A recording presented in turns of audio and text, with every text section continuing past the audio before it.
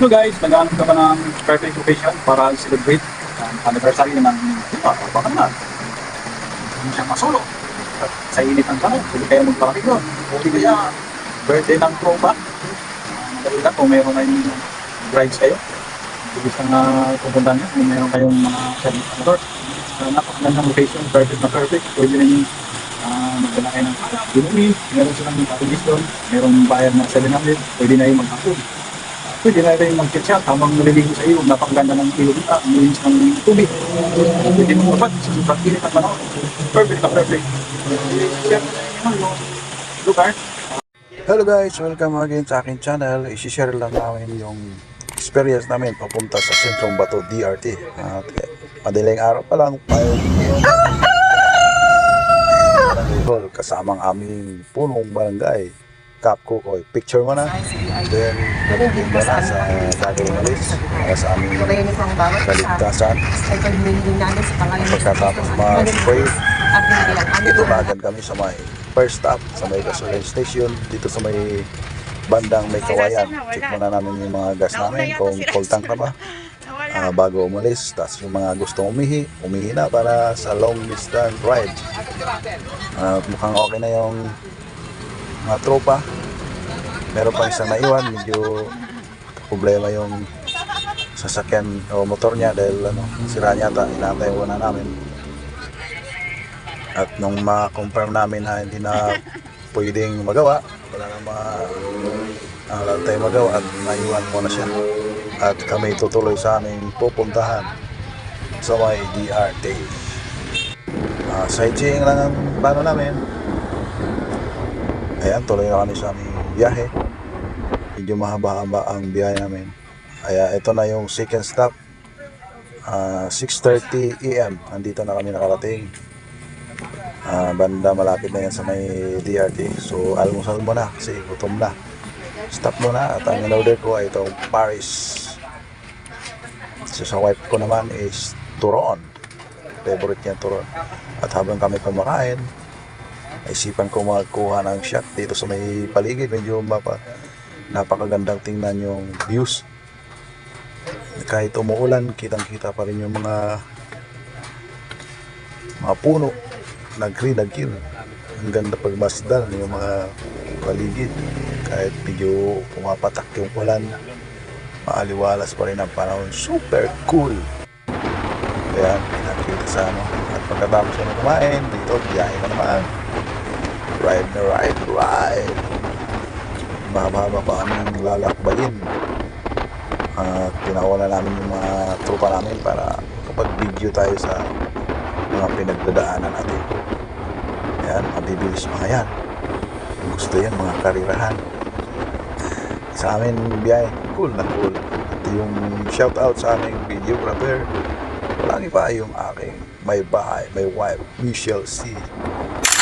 Siya kumukuha ng video habang ako busy sa pagmamaniho. Kailangan nakapokus tayo sa ating dadaanan. Mahirap na, baka sumempla. Aray! Tama kayo! Kitang-kita ninyo naman, kinukuha niya yung palibot. Update talaga sa mga pinagdadaanan para ma-share namin sa inyo yung mga experience na rides namin. Mag-i-enjoy din kayo pag napunta kayo rito. O diba, stop na. Dito na yung pintuan talaga sa mga riders bago pumasok ng DRT. Picture muna tayo sa may bago pumasok ng DRT Doña Remedios Trinidad. Picture.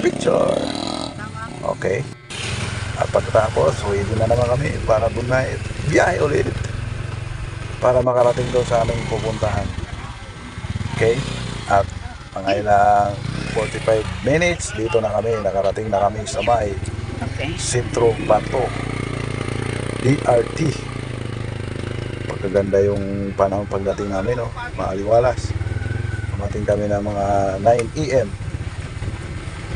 At dito yung yung area. So dito kami sa baba, magpa-park ng motor. Actually meron silang mga cottages dito na pwede nyo arkilahin. Nag-arkila kami nag-rent kami ng isang cottage. Yan, isa amount 700. Pwede na yan maghapon. Then, meron tayong entrance dyan. Per head is 50 pesos. Worth it naman yung binabayad mo dahil kung magre-relax ka dyan, talagang sulit na sulit yung bayad mo. Pwede ka mag-shot kasama ang tropa mo dyan sa may cottage habang nanonood ng mga kasama mo naliligo or nagpapalamig. Pwede ka rin maligo dyan. Magpakalamig. That's what dating namin. Ang daming naliligo. Yan. Cool na cool. Si Kagawad. Mukhang gustong maligo. Ito si Cap. Papark na sa kanyang motor. Dumating kami dito ng 9 AM. Tamang-tama lang. Di pa mainit. Shoutout Cap. Nico Kanda. Prito ng tropa. Papark na lang kami sa aming mga motor para makapag-sit up na. Actually, ang ginawa namin kasi dito is pag-sightseeing. So, di ko expected na ganito mga datan ko. Dapat nagdala kami ng pangligo ng wife ko para makaligo sa napakalamig na tubig. Ang sarap-sarap talaga ng tubig. Pwedeng inumin. Napakasariwang running water na galing sa bundok. Napakaganda. At ito na yung wife ko. Bibis na rin para kapag relax at pupunta kami dun sa ilog mamaya. Titingnan nga namin kung ano talaga kaganda yung ilog. Wala kami kasing dala na pangligo kaya manonood lang kami. Papasyal lang kami sa ilog. Diba? Kitang-kita nyo naman sa gilid. Kitang-kita yung mga bato. Napakaganda yung rock formation. Natural nature. Diba? Yung ibang tropa bumaba na talaga, hindi nakapagpigil. Talagang gustong-gusto na nila mag-picture. Gustong-gusto na rin maligo, kaso walang dalang panligo. Ito yung wife ko, bumaba na talaga. Gusto niya niyang mapil yung sariwang tubig na galing sa kabundukan. Kita niyo naman, ang linaw ng tubig, malinaw pa sa sikat ng araw. At ang lamig, kasing lamig ng ex mo na iniwanan ka ng bigla. Ayun, Uy, sana all! At siyempre, hindi kaya pwedeng hindi mo Sana all. memorable o remembrance. Akyat kami sa bato. Di ba? Ang ganda ng ang ganda ng location talaga. Perfect na perfect. Pwede mo hindi. Wow naman! Wow! Mayroong occasion like birthday, pwede mo itong dalhin. Pwede ka maligo at mayroon pa naman Sana all. susuloyin. Perfect na perfect dito. Kita niya naman napakaganda ng lugar. Wow naman! Wow! Picture mo para mayroong souvenir or remembrance. Minsan lang naman mangyari ito Tandaan po natin ang trabaho. Pero madali lang makita yan. Pero ang kasiyan ng tao, mahirap maulit yan. Kaya enjoy life to the fullest, diba? Pag mayroon time, go lang. Dahil mahirap na maulit yung kasiyahan lang. Napakaganda talaga ng tubig tingnan. Sarap paligid dito. Sa mga puno talagang buhay na buhay. Green na green. Yung mga tubig dito nanggagaling pa sa bundok. Kaya napakalinis na tingnan. At pwede siyang inumin. Makikita nyo naman ang linaw ng tubig. Talagang dumadaloy siya. At ang mga bato makikita mo dyan, parang healthy tingnan. Kumbaga kung may pa yan, may mga ngitin, talagang nakangiti na. Kumbaga, comfortable sila dyan. Yung mga tubig, masayang umaagos na tila ba'y nagtatawag na. Halika na, maligo ka na. Kaso wala kami nalang niligo ng damit. Kaya mga gano'n lang tayo. Pag sightseeing lang muna tayo habang pinagmasdan ang napakagandang paligid. Very nice talaga tingnan yung mga paligid dito. Yung mga kahoy sa palibot talagang napakaganda pagmasdan.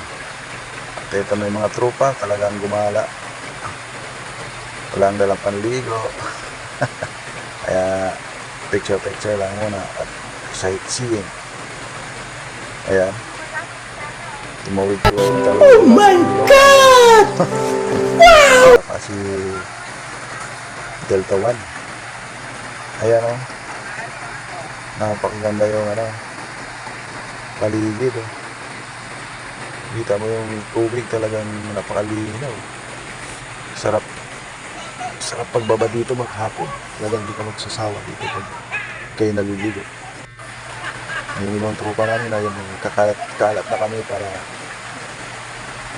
yung iba naman doon sa may dulo. Yung iba namin kasama may dalang shirt, ayun, panligo na sila. Pero yung iba hindi nakapag-ready, walang dala na panligo, kaya hanggang tingin na lang. Ayun, mga tropa namin talagang tumatawid sa mga bato.